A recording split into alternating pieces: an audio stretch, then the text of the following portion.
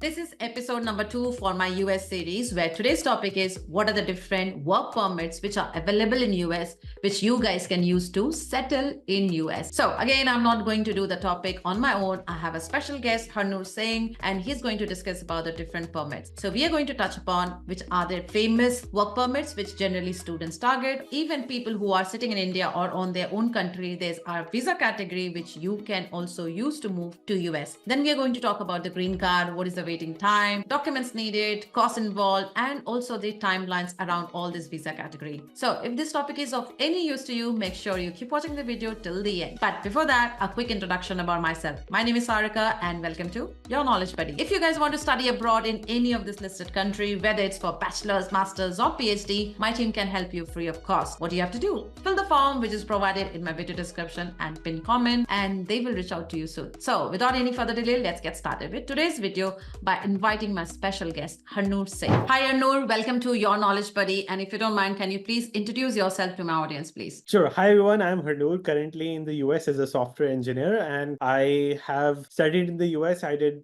undergrad and bachelor's 4 years ago, and I have been working as a software engineer from the last 4 years as well. Thank you very much for the introduction, Harnoor. And I believe you are the best person to talk about US. So today's topic is what are the different visa categories in US which people can use to settle there? So can you talk about a few of them? Absolutely. So there are many options for sure. There is, first of all, the most popular one is F1 visa route. People come to study here, then convert to work authorization, which is the OPT or EAD card they get. They stay here for 3 years with student visa and then possibly get H1B visa in the lottery system. So this is route from F1 to OPT to H1B. Now, next route is you come directly on H1B, get a job in the US, and then possibly have an employer in the US who is willing to either send you from Indian branch of, let's say, Microsoft, Google to US branch. That could be on H1B or L1. So L1 visa is the number 3 option. So second option could be you can come through that employer on H1B. Third option could be you can come with L1 visa, and L1 visa is usually considered better because that allows you to get green card faster than H1B visa. And then other option, if you want to come here on a visa, is O1 visa. So O1 is for extraordinary abilities. There are categories mentioned on the USCIS website that if you fulfill 3 out of the 10 options available, extraordinary abilities and more publications and high salary, if you fulfill these requirements out of those 10, then you consider for O1 visa. And then the green card route after that is easier. I think that is too much for me to absorb it because I don't have too much knowledge about the US work visas and I don't cover it, and my audience also I don't think they know about it. So I'm going to break it down a little bit. So can you talk about H1B visa?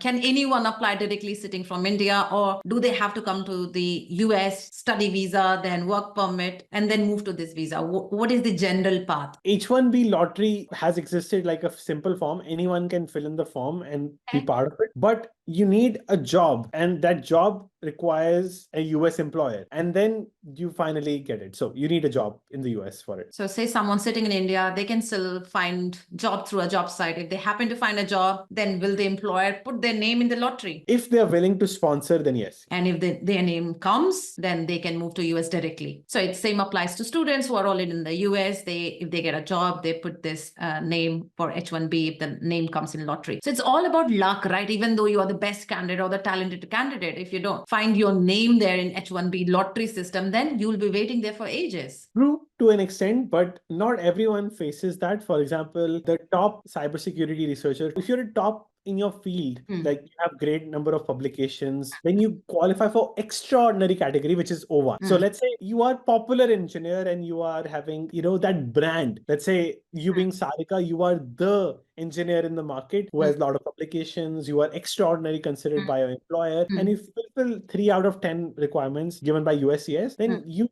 speed up in the race. In the previous video, you talked about like the high demand job. So you mean if anyone is working in a high demand job and you have a niche already, they are also eligible to apply for O1 visa then instead of applying for H1B visa. That's right. O1, anyone can do it by themselves. They don't need to depend on their employer, but they can definitely ask their employer, can you help me? So I have a question now. Say on H1B visa, if I have got a job from company ABC, I'm there for 6 months. I got another job offer from another company. Do I need to again put my name for the lottery, or can I continue in the same visa? So there is something called H1B transfer. So let's say you work in company A and you have H1B everything, you can transfer it to company B. It takes 4 to 8 weeks and you go to second company. And how long do you need to be on H1B visa before you can move or apply for a green card? I believe green card is the permanent settlement, right? So how long do you have to be on this visa? That depends on country of birth, not based on citizenship. So for example, if you were born in India and you are on H1B visa, you are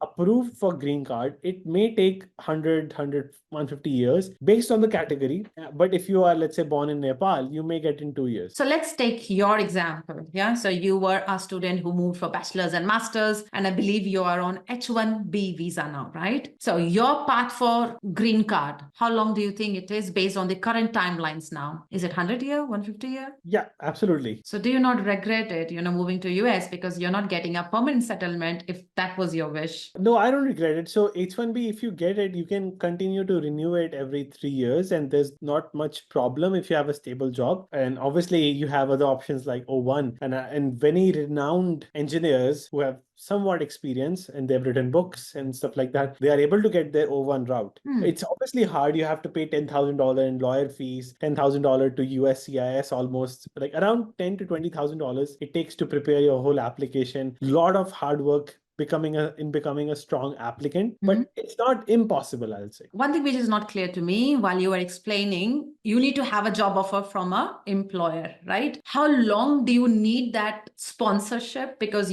I don't know, how long is this visa given for? Is it like every 3 years you have to renew it till the time you don't get a green card? So basically, there is a form called I-140. So that's like the route to green card. Once that's approved, you're basically in the line to get green card on the date, let's say 100 years later. So you are approved, you will get your green card 100 years later. Think of this. Let's say you have a house, right? Someone is getting married. So they usually invite people, tell ki yaar, from every house, 2 people can come. Think this way. From people from India, only 2 people can come. From France, also 2 people can come. But in India, people are so many that every year only 2 people can come. The queue becomes 100 years. But from France, people are not that many. Like they maybe get next year because only 2 people are applying every year. It's like that. Because of that, you are approved, you will get green card. But the queue is so big for India, you'll get after 100 years and you guaranteed renewal every 3 years. Almost guaranteed, not 100%, but almost guaranteed. So once you get that approval, you don't need H1B visa, or do you still need it? This is not clear to me yet. Okay, so once you get the approval, you have right to stay, but you still need to keep on getting H1B renewed. But you do have an active status in the US. I think so. I could be wrong on this, but yeah, this is the scenario. But this is painful. You still have to renew it every 3 years, irrespective of 10, 20, 30 years you have been in US. I've read it somewhere, or my friends told me, I don't remember. When you have to visit India, what do you do? What happens to your visa status? So say you are already on H1B visa, which is about to expire, or maybe say it's been 2 years now. Do you travel with H1B visa to India, and do you have to still go to the embassy, US embassy, to get your stamping done? Yeah, so let's say it's expired, you go to India because you have Indian passport, India won't deny you. You go India and then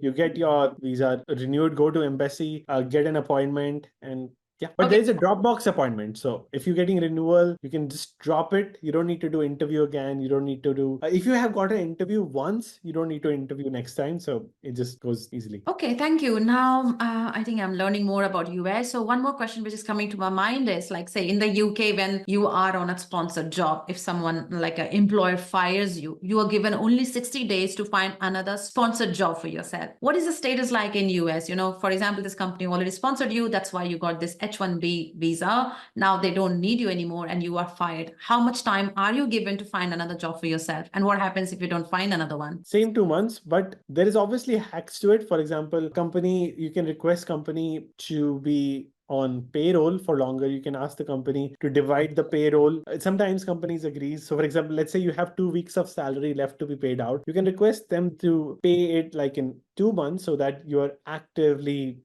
employed even though you are laid off or fired. So sometimes these negotiations help, and it extends it to 4 months to find a new job. But it's on paper it's 2 months, but you can sometimes hack it around to be 2.5 months, 3 months. I think I've learned a lot from you today. Just on a high level, I want to know, what is the cost of applying this visa, like H-1B visa, say, which is the most common one? First of all, who pays for it? Is it you who is going to pay it, or is it the employer who pays it? And what is the cost like on an average? Depends on company. So some companies pay all of it. Some companies are like, give us the money, we will apply for it. Okay. Depends on big, small companies' policies, and depends on what position you are on for the company too. So a lot of variables. Okay. But most cases, if you for the stamping, you have to pay. So $160. It used to be $160, now around $185, I think. You have to pay for the stamping every 3 years. And what is the other cost other than stamping, which you may or may not have to pay, or the employer pays? So what is the cost? So for your application for green card, if you are applying through your company, they sometimes do it, but they sometimes ask you for partial cost. But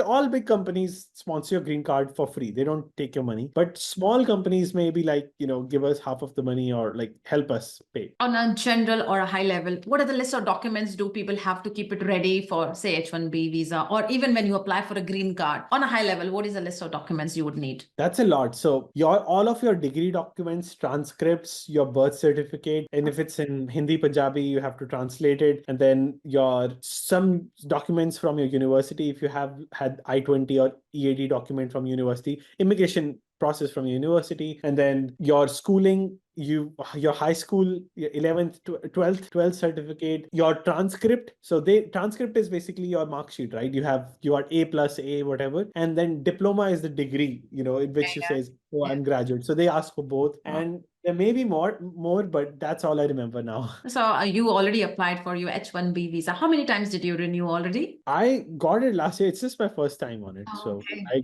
cannot talk much about the renewal. Okay, good. Okay, no worries. Thank you very much. I believe this is quite a lot of information. I'm going to read more about it. And of course, if there will be more questions, I'm going to invite you once again to discuss more about the US work visa. Thank you again for coming and recording this video with me, and all the best to you. Yeah, pleasure. Thank you so much, Sarica, for having me. Thank you. Thank you. Thank you.